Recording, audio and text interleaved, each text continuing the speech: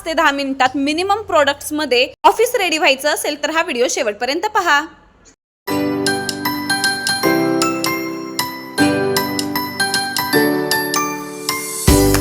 तर हॅलो मैत्रिणींनो, मी चालली आहे बाहेर, त्याच्यामुळे पटकन तयार होऊयात आपण।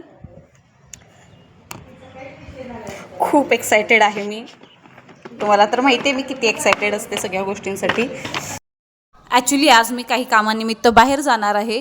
युजली मी बाहेर जाताना जास्त हेवी मेकअप करत नाही, जर आपण जास्त हेवी मेकअप केला तर तो कॅरी करायला जरा अवघड जातं, म्हणून आज मी 2 ते 3 प्रोडक्ट्सच वापरणार आहे। सर्वात आधी मी मॉइश्चरायझर लावून घेणार आहे, कारण माझा चेहरा पाहू शकता तुम्ही किती ड्राय दिसतोय। संपूर्ण चेहऱ्याला आणि मानेला अगदी व्यवस्थितपणे अप्लाय करून घेणार आहे। जेव्हा आपण बाहेर जातो तेव्हा बाहेरच्या वातावरणामुळे किंवा बाहेर वारा वगैरे असतो त्याच्यामुळे आपली स्किन आणि ड्राय होते, त्याच्यामुळे मॉइश्चरायझर सनस्क्रीन हे मॅन्डेटरी आहे। आता मी यूज करणार आहे इनसाइडचं माझं फेवरेट कलर करेक्टर। ही स्टेप सगळ्यांसाठी आवश्यक नाही, पण जर डार्क सर्कल्स, पिगमेंटेशन किंवा काही स्पॉट्स असतील तर त्याचा रंग न्यूट्रल करण्यासाठी कलर करेक्टर खूप मदत करतो। त्यावर आता कन्सिलर लावणार आहे। कन्सिलरमुळे त्या भागाला थोडं जास्त कव्हरेज मिळतं आणि स्किन अधिक इव्हन दिसते। मी कन्सिलर पूर्ण चेहऱ्यावर लावणार नाही, फक्त जिथे गरज आहे तिथेच वापरणार आहे, त्यामुळे मेकअप माझा हेवी न होता नॅचरल दिसायला जास्त मदत होईल। हे जे इनसाइडचं पॅलेट आहे ना, त्यातले जे काही प्रोडक्ट्स आहेत एवढे लाईट वेट आहेत, अजिबात तुम्हाला चेहऱ्याला किंवा डोळ्यांवर जास्त जड जड असं फील होत नाही। तुम्ही हे सहज कॅरी करू शकता। जर तुम्ही बिगिनर असाल तर हे हायली रेकमेंडेड प्रोडक्ट आहे तुमच्यासाठी। ही माझी एवढी सगळी तयारी तुमच्यासाठी काहीतरी वेगळं आणि स्पेशल आणण्यासाठी चालली आहे बरं का।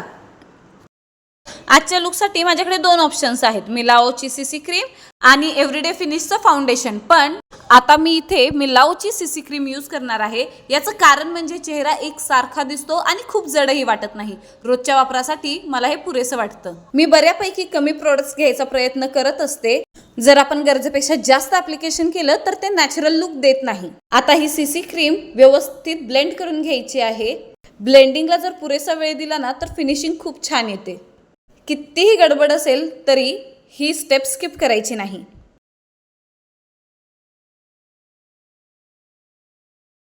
इथे माझी सीसी क्रीम मी व्यवस्थित ब्लेंड करून घेतलेली आहे आणि तुम्ही पाहू शकता किती फ्लॉलेस असा चेहरा दिसत आहे माझा। ग्लो सुद्धा नॅचरली आलेला आहे।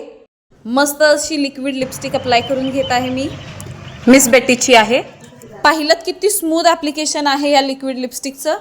लक्षात ठेवा, जेव्हा कधीही आपल्याला सोबर सटल लुक करायचा आहे तेव्हा कधीही आपण न्यूड शेडच्या लिपस्टिककडे वळायचं आहे। रेड, पर्पल अशा वॉर्म टोनच्या लिपस्टिक्स आपण अवॉइड करणार आहोत। लिप ग्लॉस सापडत नाहीये। लिप ग्लॉसच्या बदली आता माझ्याकडे फक्त वॅसलीन अवेलेबल होतं, पटकन ते अप्लाय करून घेणार आहे मी। वॅसलीनमुळे आपले ओठ बराच वेळ हायड्रेटेड राहतात आणि मऊ सुद्धा होतात। आता मी कॉम्पॅक्ट पावडर लावणार आहे, यामुळे चेहरा थोडा सेट होतो आणि फ्रेश सुद्धा दिसतो। विशेषतः बाहेर जायचं असेल तर ही माझी फेवरेट स्टेप आहे। खरं सांगायचं तर दररोज ॲक्च्युली मेकअप म्हणजे स्वतःला पूर्णपणे बदलायचं नसतं, फक्त नीटनेटका आणि फ्रेश दिसलं तरीही चालतं। आता मी पटकन इकडे एका ब्रशच्या मदतीने संपूर्ण चेहऱ्यावर कॉम्पॅक्ट पावडर लावून घेत आहे। तुम्हाला तर माहिती आहे माझ्या घरात लहान मुलं आहेत, आपण किती वस्तू सांभाळून ठेवल्या ना तरी सुद्धा मुलांच्या हाताला ते कसं लागतं कोणास ठाऊक। माझा जो कॉम्पॅक्ट पावडरचा स्पंज होता तो आता हरवलेला आहे। तुम्हाला पण लहान मुलांच्या बाबतीत असे अनुभव येतात का, मला कॉमेंट करून नक्की सांगा। आणि हो, आजचा हा संपूर्ण आउटफिट बघायचा असेल तर आपला कर्नाटकचा जो व्हिडिओ आलेला आहे त्याची लिंक मी डोक्यावर नाही तर डिस्क्रिप्शन बॉक्समध्ये देतच आहे। तोच सेम आउटफिट आज मी इकडे अटायर केलेला आहे, जाऊन तो तुम्ही चेकआउट करू शकता। चला तर अशा प्रकारे झालेली आहे मी तयार। आता फक्त हेअर करणार आहे and I am good to go. तर तुम्हाला आजचा हा सटल लुक कसा वाटला हे मला कमेंट करून नक्की सांगा।